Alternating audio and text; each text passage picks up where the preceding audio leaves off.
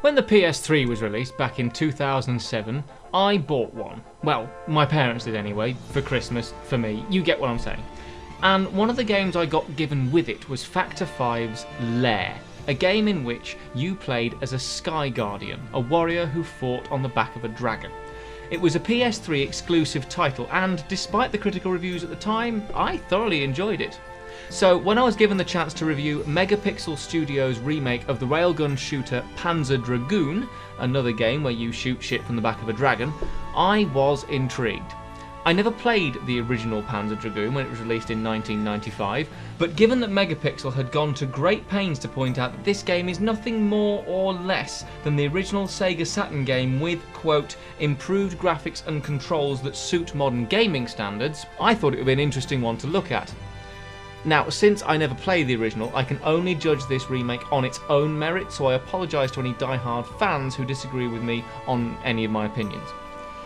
The game opens with a 7-ish minute long cutscene that manages to explain roughly nothing about the story you're about to immerse yourself in, other than that you are taking the place of a dead soldier who flies a dragon who tells you to stop the prototype dragon reaching the tower. Why? Doesn't matter. How? Shoot shit. When? Now. You are immediately sent off into the first of 7 episodes that make up this arcade-inspired adventure.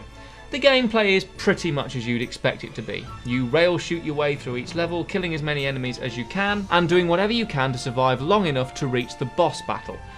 The enemies you encounter are varied and well designed, and the boss battles are engaging enough, but often end up being your standard figure out exactly where you have to shoot situations. Overall, the combat is good and satisfying, and if you ever played an arcade rail shooter, then you will get no major surprises and feel quite at home. All that being said, once you step away from the core gameplay and mechanics, then some cracks start to appear. The claim that MegaPixel make about the graphics suiting modern gaming standards is, for me, a bit strong. The graphics aren't bad by any stretch of the imagination, but I personally don't think they match up to modern standards. Mid-tier last gen maybe, or perhaps even top-tier PS3, they won't push modern PCs to anywhere near their limits. And the audio, the audio.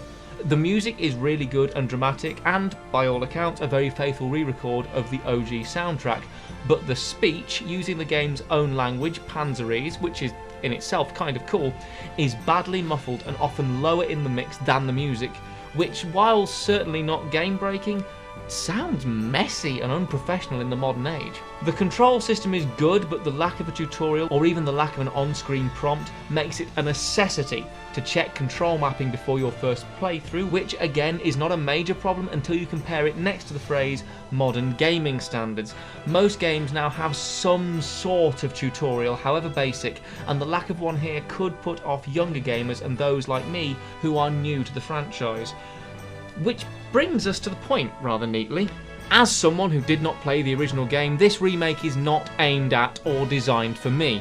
This isn't an attempt to draw in a new audience, but to appeal to the nostalgia of those who've played Panzer Dragoon before, which is no bad thing, and in many ways I applaud MegaPixel for sticking to that goal and not trying to pander to the masses. But that does mean that people like me get left a little out in the cold, and holding so rigidly to this particular formula runs the risk of creating a game with modern aesthetics that just feels old and out of date. For me, this game is a competent, relatively good-looking rail shooter that doesn't have a deep story, or at least not within the game itself. The Wikipedia page for the saga as a whole was a very big eye-opener and a massive rabbit hole, and if you are going to play this game, I strongly recommend it, and is faithful to the rail shooter arcade genre, in both the good and the bad, but I can only imagine that if you've played and loved the original Sega Saturn title, the nostalgia alone will be reason enough for you to spend your money, all £19.49 of it, which feels a bit steep to me for a game I finished in 1.5 hours. A classic example of a game that shows off what was great about gaming in previous generations, and precisely why we moved on from those generations.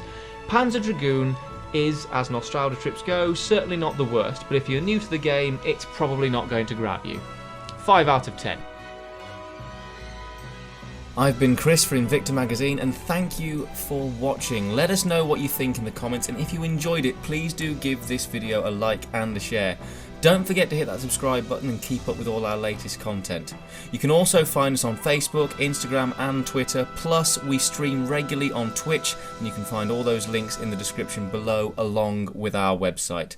See you next time. Goodbye for now.